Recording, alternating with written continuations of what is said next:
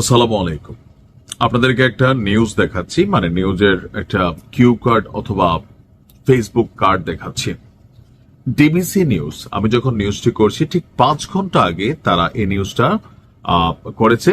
ছবিটাতে দেখছেন লেখা আছে কি, বেগম খালেদা জিয়ার। কি লেখা আছে একটু ভালো করে দেখুন, যে বেগম খালেদা জিয়ার জানাজা না হওয়া পর্যন্ত সারা দেশের দোকানপাট বন্ধ থাকবে।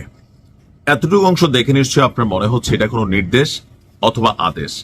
তো এই নির্দেশ বা আদেশটা কে দিবে? এটা কি রাষ্ট্র দিয়েছে, এটা কি সরকার দিয়েছে, অথবা কোনোভাবে কেউ কি দিয়েছে? তো বিস্তারিত নিউজ না দেখলে অনেকেই লেখাটার অর্থই বুঝবেন না। আমার কাছে মনে হচ্ছে যে অনেকগুলো চ্যানেল আসলে কে যে কার মোটিভ নিয়ে কাজ করে, এটা বেগম খালেদা জিয়ার জানাজা নিয়ে বিতর্ক তৈরি করার চেষ্টা। কারণ কমেন্টে হাজার হাজার কমেন্ট আসছে যে আমরা তো পেটনীতি করি, খালেদা জিয়া মরছে, দোকানপাট কেন বন্ধ রাখবো?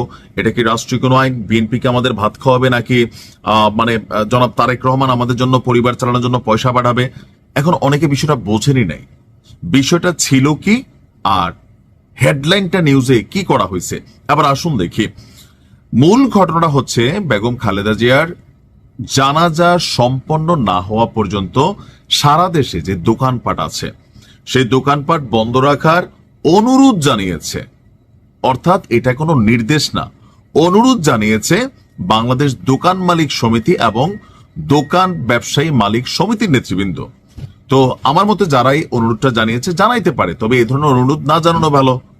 কারণ এটার সাথে ওনার জানাজার সাথে হতে পারে যে বেগম খালেদা জিয়ার জানাজা যেখানে হবে সেই জায়গাগুলোতে যদি একাধিক জানাজাও হয়, সেই এলাকার যে দোকানপাট আছে সাময়িক বন্ধ রাখা, অথবা ধরেন খোলাও রাখতে পারে। ফর এক্সাম্পল, তারা বন্ধ রাখার অনুরোধ করতে পারে, কিন্তু সারা দেশে দোকানপাট বন্ধ রাখার জন্য তারা যে অনুরোধটা করছে, আমার মতেও এটা অহেতুক। অনেক সময় আছে হয় কি, অতিরিক্ত তৈলমর্দন বা তেলবাজি একটু ভালোবাসা দেখাইতে গিয়ে এটা হয়, বাংলাদেশের মানুষের মধ্যে এই তেলবাজির প্রবণতা আছে। তো এখানে যেটা হয়েছে, মূল ঘটনা হচ্ছে গণমাধ্যমে পাঠানো এক সংবাদ বিজ্ঞপ্তির মাধ্যমে সংগঠন দুটির পক্ষ থেকে দেশের সকল দোকান ব্যবসায়ীদের প্রতি এই বিশেষ অনুরোধ জানানো হয়েছে। এটা আমি যদি মূল কথা ধরি, সেটা হচ্ছে ওনার প্রতি শ্রদ্ধা দেখিয়ে দোকানপাটগুলা বন্ধ রাখার।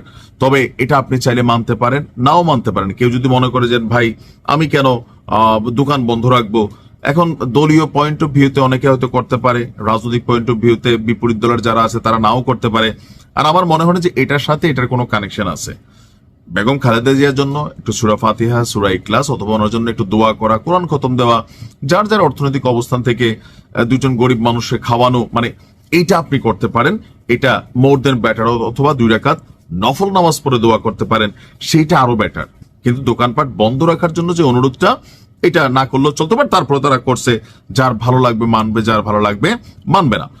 এখন এই জিনিসটাকে ডিবিসি নিউজ, ডিবিসি টেলিভিশন, আমাদের টেলিভিশনগুলো মাঝে মাঝে এতটা, এই যে ধরেন 71 আওয়ামী লীগের সময় বা সময় টেলিভিশন সরকারের চাটা টেলিভিশন হিসেবে কিন্তু চিহ্নিত ছিল, ডিবিসি সহ।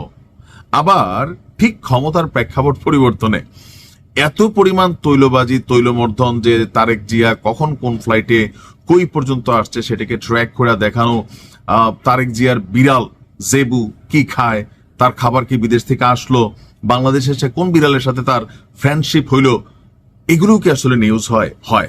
এমনকি মূলধারার মেইন স্ট্রিম মিডিয়া এই নিউজগুলা করে, তখনই বুঝতে হয় টেলিভিশন ভবনগুলো বা টেলিভিশনের যারা মালিকরা আছেন বা সম্পাদকরা আছেন তারাও কি পরিমাণ চাটে।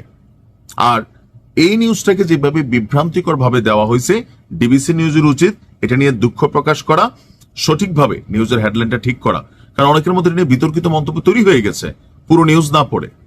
ভালো থাকুন।